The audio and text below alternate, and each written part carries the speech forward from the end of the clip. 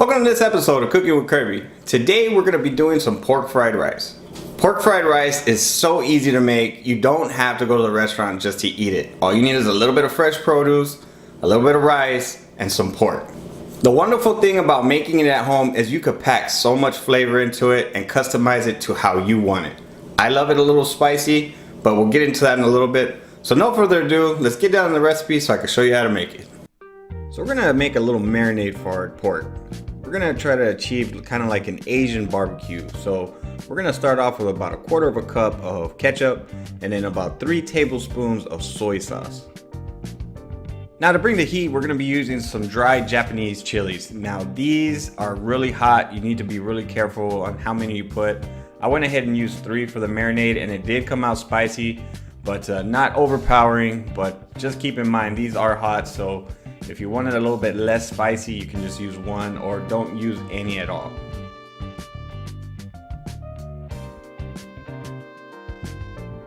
Now we're gonna go ahead and add 2 tablespoons of rice vinegar. This is gonna add that tart flavor, and trust me, it comes out really well in marinades. So now we're gonna be adding 1 tablespoon of garlic powder, 1 tablespoon of ground ginger, and 3 tablespoons of sugar. These flavors right here made that sauce pop, and trust me, it came out delicious. The pork was very nicely seasoned and I wouldn't change anything on it. Now I have about 2 pounds of pork cubes. This is like a various mix of meats, the cushion, the butt, and probably the shoulder. You can see pieces right there with a little bit of fat, and I think there was some loin in there. But go ahead and give everything a mix in that barbecue sauce. You want to make sure that you get that marinade all over the meat, so make sure you stir properly. And then once you get everything nicely coated, just go ahead and cover it with some saran wrap, and we're going to put that in the fridge for at least 2 hours. I like to do it overnight, but at least 2 hours is what we're going to do. So go ahead and put that in the fridge. So now we're going to go ahead and just prep some produce. I got half a large onion here. We're going to go ahead and cut that in 3 portions, and then we're going to give it a slice. Then we're gonna go ahead and slice 3 celery stalks and then give them a nice chop.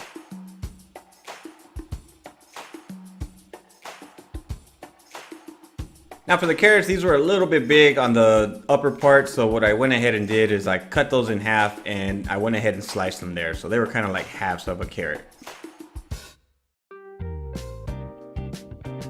And you can't forget the frozen peas, so make sure you pick up a bag of frozen peas. So I got the Blackstone on medium heat. We're gonna be cooking things a little slow today because I don't want that barbecue sauce to get burnt. Now, you know, we do have sugar and ketchup in there. We don't want that pork to get all nasty and sticky. So medium heat is fine, lower heat's even better. So just go ahead and put your pork on there and go ahead and start cooking everything. Also, you wanna get your onions, carrots, and celery on there. As you can see, we got a lot of real estate to be able to work with, and it makes things a lot easier. Now you want to just go ahead and season your onion, carrots, and celery with a little bit of salt and pepper. And make sure that you stir that pork around because you don't want to overcook it. You know, give it a stir here and there. You know, this is even heating. The Blackstone does really well, so you shouldn't have an issue of, you know, uneven heating. So go ahead and just, you know, give it a stir every now and then. As you can see, it's got a beautiful color and it's coming well together.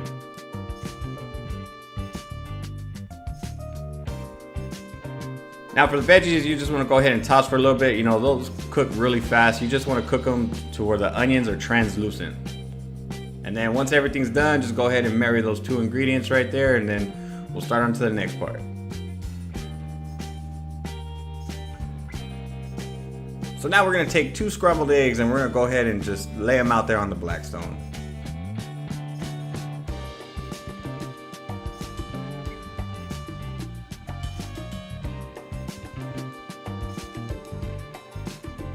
Now once you get that egg done, you want to just go ahead and chop it up into little pieces. You want to just make sure that you can just incorporate that into your mix. And don't forget the frozen peas, y'all. Just add a little bit of water and it'll do its thing. Just let it cook. It'll just heat up and this will cook fairly. Within less than a minute, you'll have those peas nice and hot. Just go ahead and give them a stir, and like I said, in about a minute, they'll be ready to go. Now the side where I have the pork at, I don't have the heat on. I went ahead and turned that off. Go ahead and just marry everything together, and we're gonna push those to the side and just give everything a nice, beautiful mix. As you see, we're adding some color to it, and trust me, the smell on this was fantastic. Now I cooked up 2 cups of white rice, but after putting it all together, it seemed like I only needed about 1.5 cups. But you could do 2 cups if you'd like, but for this here I used 1.5. Now to finish it off, we're gonna be seasoning it with a little bit of toasted sesame oil. That's gonna make this dish very, very flavorful. And trust me, when I was done putting all this together, the smells on my Blackstone were just coming out beautiful. It was a great dish and a wonderful dinner.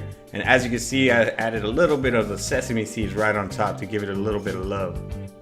Well, that's it for today. Thank you so much for watching. I truly appreciate it. If you're new to my channel, hit that subscribe button so that we can see future videos just like this and many more. If you have any questions or comments, go ahead and leave it down in the comments section and I'll get back to you shortly. Now I have these 3 other recipes. They're very delicious. Go ahead and take a look at them. Now y'all be beautiful and take care.